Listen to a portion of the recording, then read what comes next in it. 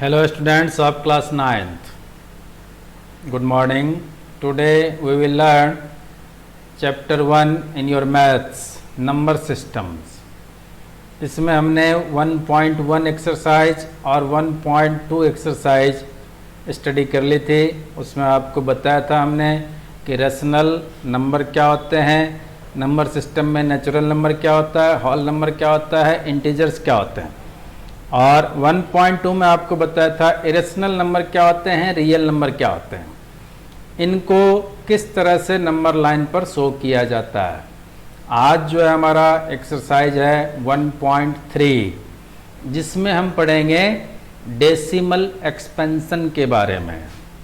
तो जैसे हम देखते हैं कोई भी रेशनल नंबर होगा तो वो क्या होता है, या तो टर्मिनेटिंग या फिर नॉन टर्मिनेटिंग रिपीटिंग होता है।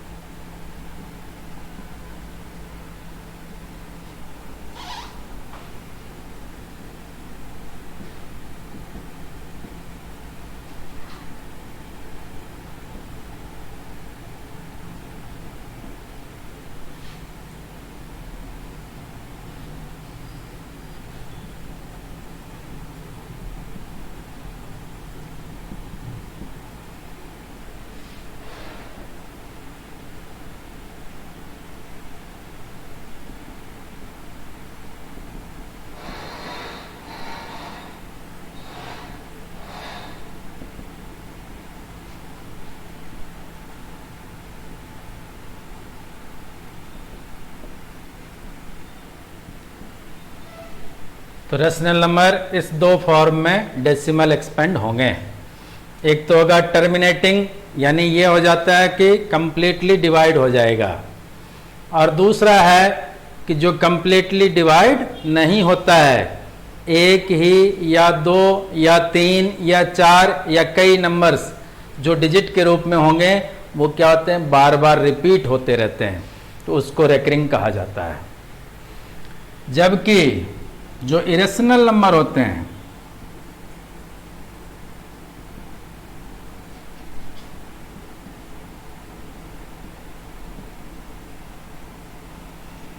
इसका क्या है, एक ही फॉर्म होता है, नॉन टर्मिनेटिंग।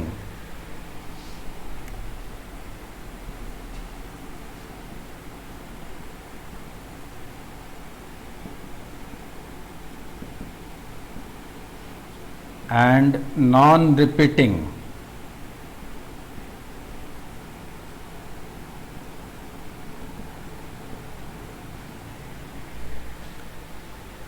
इसका अर्थ क्या हुआ, ना तो ये एंड होने वाला है, ना ही कंप्लीटली इसको हम देखते हैं कोई भी डिजिट बार बार रिपीट भी इसमें नहीं होगा। तो मेन चीज़ें ये अपने को ध्यान रखना है कि जो दिया गया नंबर है, यदि मान लीजिए अपने पास रेशनल नंबर के फॉर्म में है, तब पूछता है कि इसका डेसिमल एक्सपेंशन क्या होगा, तो हम दो चांस दे सकते हैं कि ये एक तो या तो टर्मिनेटिंग होगा या दूसरा नॉन टर्मिनेटिंग रिपीटिंग होगा। जबकि यदि अपने पास इरेशनल नंबर होता है तो उसमें आपको यह ध्यान देना है कि ये ज़्यादातर यानी 100% मान करके चलें कि नॉन टर्मिनेटिंग होगा और नॉन रिपीटिंग होगा। अब हम लेते हैं एक्सरसाइज।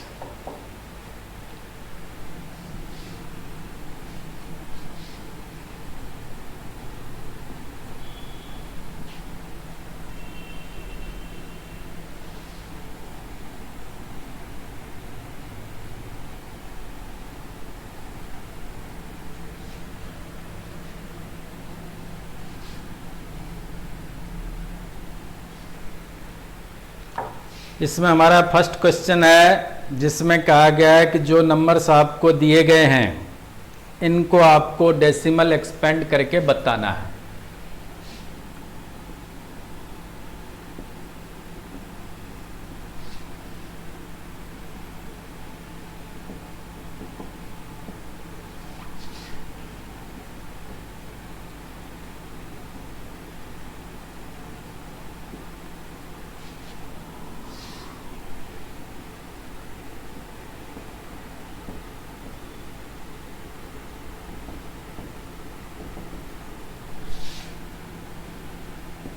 फर्स्ट है 36/100।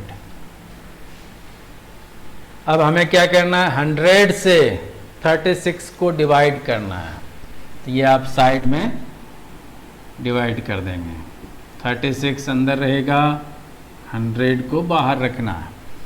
अब यहाँ देखते हैं जो अपने पास डिवीजर है वो 100 है, डिविडेंड है जो कि 36 है।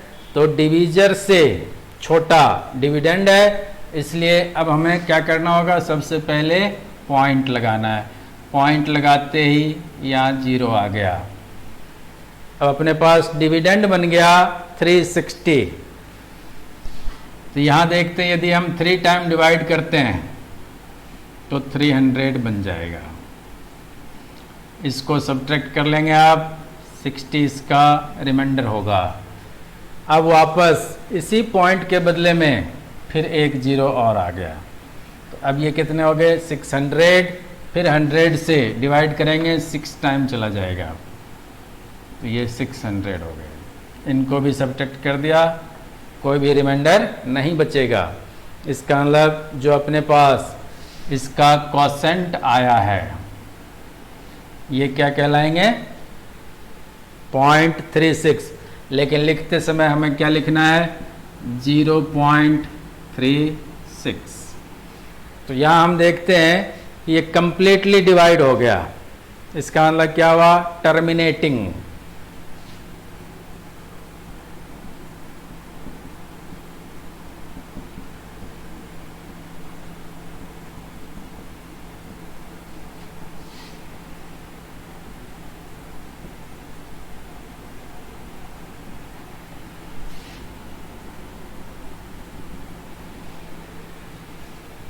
अब हमारे पास सेकंड क्वेश्चन है 1/11।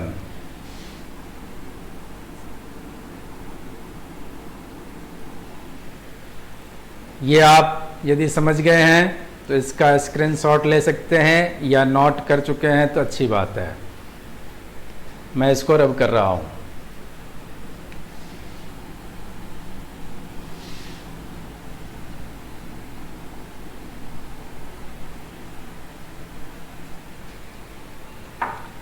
अब देखिए 1 में 11 का डिवाइड करना है, तो 1 को अंदर रखना है, 11 को बाहर रखना है।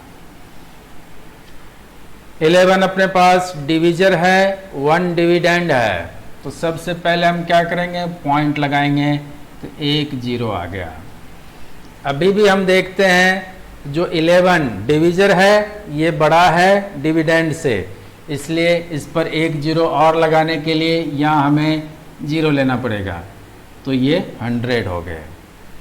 अब आप 11 से 100 को डिवाइड कर रहे हैं तो 9 टाइम जा रहा है।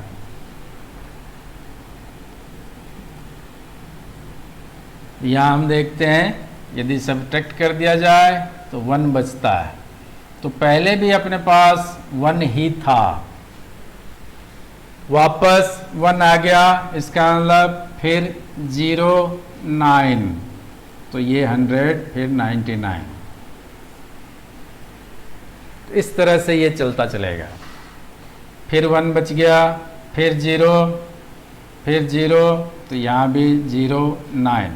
इसमें हम देख रहे हैं कि बार बार 0 9 0 9 0 9 आ रहा है।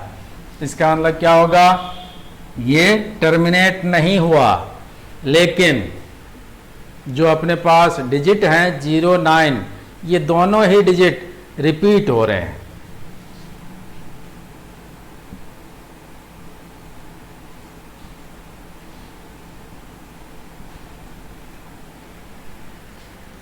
इसको रेकरिंग के रूप में जब लिखा जाएगा तो 0.09 ये बार बार रिपीट हुआ, तो इसके ऊपर रेकरिंग लग गया। तो क्या कहेंगे, नॉन टर्मिनेटिंग।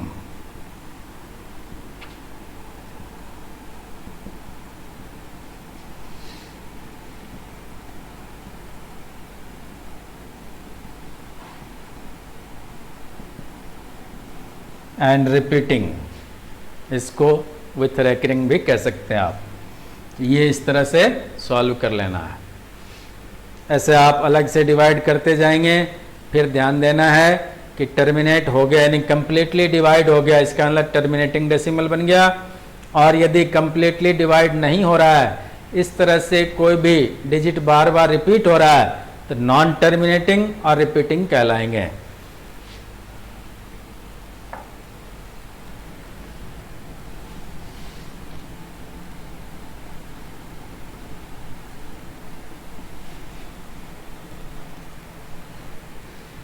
अब इसमें हमारा 4th क्वेश्चन है 3/13।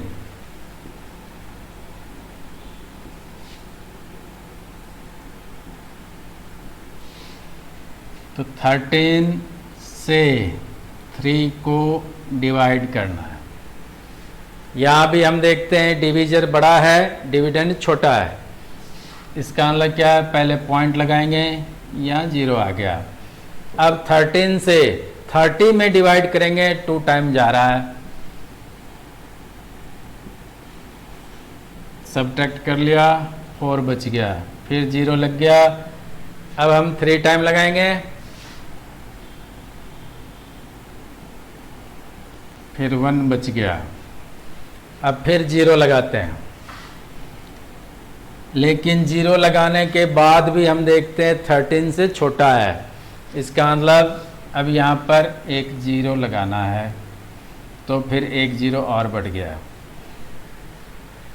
अब यदि 13 से डिवाइड करते हैं, 7 टाइम जाता है,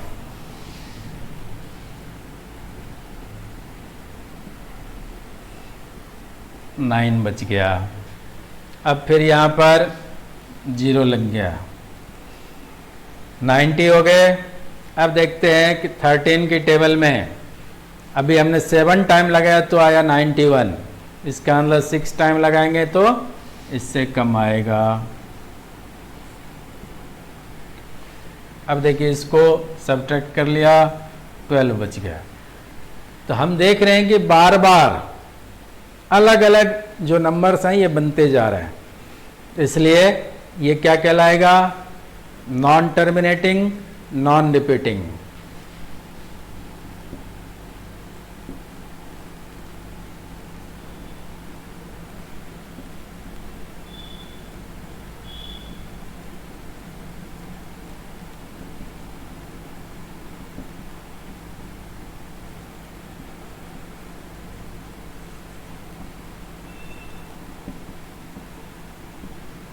तो आपके तीनों टाइप के हमने क्वेश्चन को सॉल्व करके दे दिया है। इसके अलावा जो बचे हुए हैं उनको आपको वापस सॉल्व करना है। फिर हमारा नेक्स्ट क्वेश्चन आता है सेकेंड। इसमें दे दिया है कि 1/7 का वैल्यू 0.142857 इस पूरे पर रेकरिंग लगा हुआ है।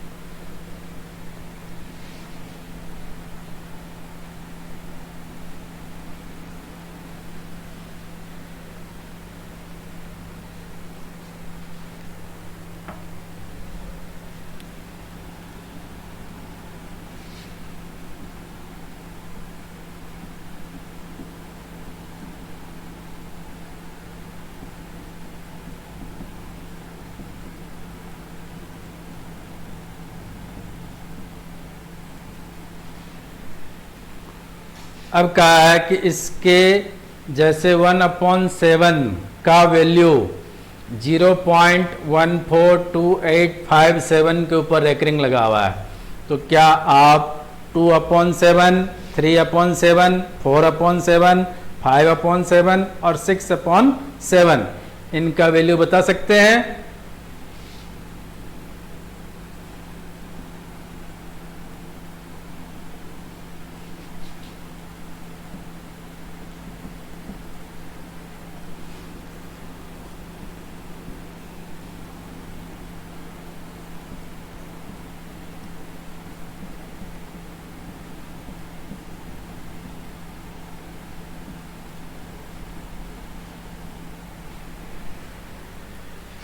अब इसे निकालने के लिए हमें डिवाइड नहीं करना है, ये भी साथ में दे दिया आपको कि इसको आपको बिना डिवाइड किए हुए कैसे निकालना है। तो यहाँ हम देखते हैं 1/7। अब 2/7 को हम क्या लिख सकते हैं, 2 × 1/7, ये बन गया 2/7। अब देखिए 1/7 का ये वैल्यू यहाँ रख देंगे हम, तो 2 × 0.142857 इनको रख दिया। अब इनको मल्टीप्लाई कर लें, तो यहाँ देखते हैं हम जो 14 है, 28 है, 57 है, इन सबको यदि हम 2 से मल्टीप्लाई करते हैं तो उधर से 57 को 2 से मल्टीप्लाई करेंगे तो 114 देता है। तो हम क्या लिखेंगे, 4। अब जो अपने पास दूसरा नंबर है 28 को 2 से डिवाइड कर, ये मल्टीप्लाई कर लिया तो कितना देगा, 56। इसका कैरी बचा हुआ था 11, उसको इसमें प्लस कर लिया तो क्या बन जाएगा, 56 + 11 तो 67। इसके बाद में अपने पास है 14 को 2 से मल्टीप्लाई कर लिया, क्या बन जाएगा, 28। अब इसका कैरी क्या बचा हुआ है अपने पास, तो आप देखेंगे इसके अंदर 6 बचा हुआ है, तो 28 में 6 को प्लस कर दिया, कितने हो जाएंगे, 34। अब यहाँ से ऐसे इसको आप मल्टीप्लाई अलग अलग, ऐसे नहीं आता आपको तो अलग अलग भी कर सकते हैं। जैसे 2 7 जा 14 बन गया, अब 2 5 जा कितने हो जाएंगे, 10। अब 10 में यदि हम 1 को प्लस कर देते हैं तो क्या बन जाता है, 11। फिर 2 8 जा 16 + 1 तो ये 17। फिर 2 2 जा, फिर 4 + 1 तो 5 हो गया। फिर 2 4 जा 8 हो गए, और 2 1 जा 2 हो गया। फिर पॉइंट का पॉइंट लगा दिया, 0 का 0 लगा दिया, इसके ऊपर हमें रेकरिंग लगा देना। इस तरह से 2/7 तो 2 × 1/7 बना। इसी तरह से आप 3/7 लिखेंगे, 3 × 1/7। फिर यहाँ पर 3 × 0.142857 लिख करके रेकरिंग लगा देंगे। फिर 3 से सबको मल्टीप्लाई करके यहाँ लिख देना, ये सॉल्यूशन हो जाएगा। समझ में आ गया होगा, तो इस तरह से आपको फाइंड कर लेना है।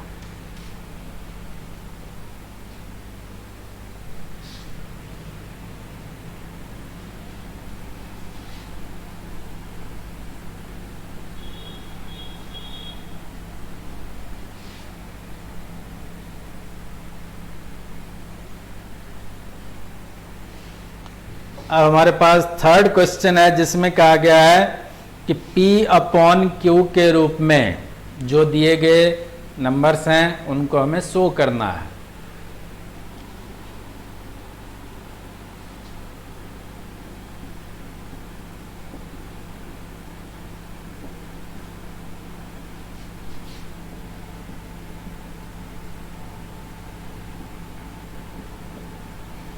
हमने पढ़ा था P/Q रेशनल नंबर होता है, तो जैसे हमें जो भी नंबर दिए जाते हैं उसको हमें इस फॉर्म में शो करना है। तो यहाँ देखते हैं हम कि जैसे 0.6 दिया हुआ है और 6 के ऊपर रेकरिंग लगा हुआ है, का इसको हमें P/Q के रूप में लिखना है। तो यहाँ आप देखते हैं कि 0 के बाद पॉइंट है, पॉइंट के बाद में एक अंक जिस पर रेकरिंग लगा हुआ है, तो इसका अर्थ क्या हो जाता है कि ये 6 जो है बार बार रिपीट हो रहा है। तो हम यहाँ क्या करेंगे, सबसे पहले मान लेते हैं कि x के इक्वल में 0.6 है। इसको ऐसे भी लिख सकते हैं 0.66666 ... अब यहाँ देखेंगे आप कि जो ये अपने पास नंबर आया है, इसको हमने इक्वेशन दे दिया फर्स्ट। अब इस फर्स्ट इक्वेशन को यदि हम यहाँ देखते हैं कि 0 के बाद में पॉइंट है, पॉइंट के बाद में एक ही अंक था जिस पर एक रिंग लगा हुआ था, इसका मतलब अब इसे हम 10 से मल्टीप्लाई कर दें दोनों तरफ।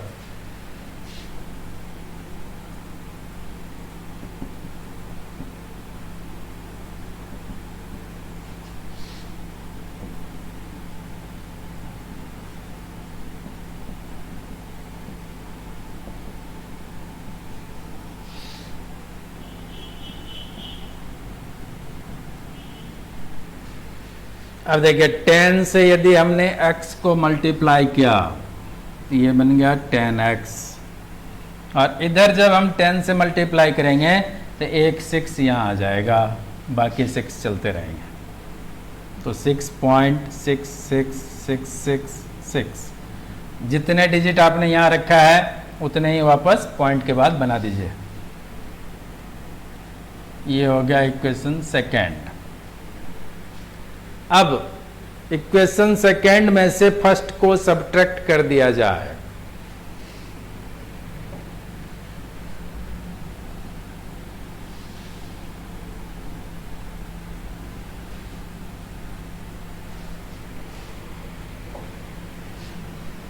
तो 10x इज इक्वल टू है अपने पास 6.66666 ये चलता गया।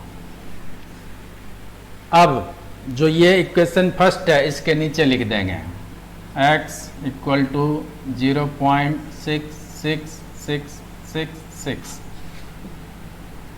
अब इसको हमें सब्ट्रैक्ट करना है, तो यहाँ हम देखते हैं 10x में से x जा रहा है तो 9x बचेगा, और यहाँ ये पार्ट जा 0 बन गया, यहाँ 6 में से 0 गए 6 आ गया।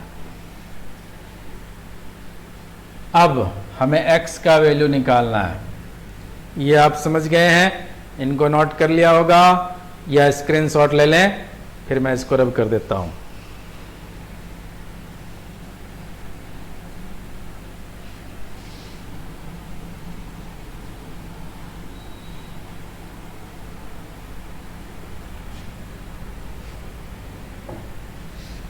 अब देखिए x इक्वल टू 6/9 बन गया, दोनों 3 के टेबल में आते हैं 2/3 p/q के फॉर्म में आ गया, ये आपका आंसर होगा। इसी तरह से इसमें सेकंड और थर्ड क्वेश्चन और दिया हुआ है जिसमें अपने पास 0.47 इस पर रेकरिंग लगा हुआ है। यह आपको क्या करना है, मैं सीधे हिंट दे रहा हूं, पहले आपको 10 से मल्टीप्लाई करना है,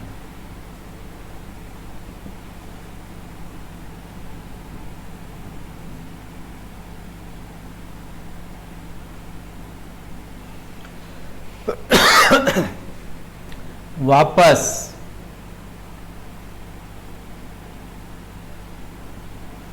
फिर इसे 10 से मल्टीप्लाई कर देंगे,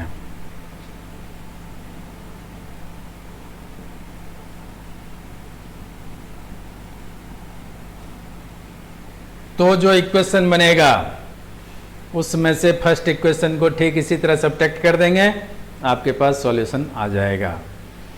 थर्ड क्वेश्चन है इसका, इसमें अपने पास दिया हुआ है 0.001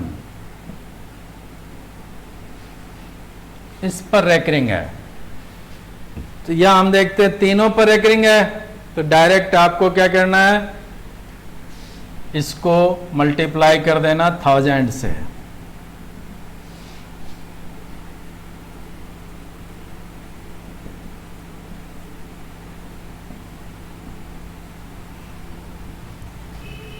ये आपके पास क्या देगा, इक्वेशन सेकंड दे देगा। तो यहाँ x के वैल्यू इतना है ही, अब दूसरी बार में क्या बन जाएगा 1000, ठीक है, तो 1000 से मल्टीप्लाई कर लेंगे और फिर आप देखेंगे कि ये क्या बनेगा 1।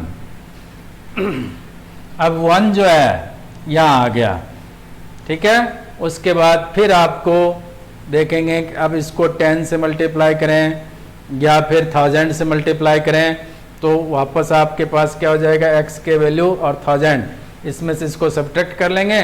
सब्ट्रैक्ट करने के बाद में आपके पास जो वैल्यू आएगा उसको वापस P/Q के फॉर्म में लिख देना। Okay, thank you.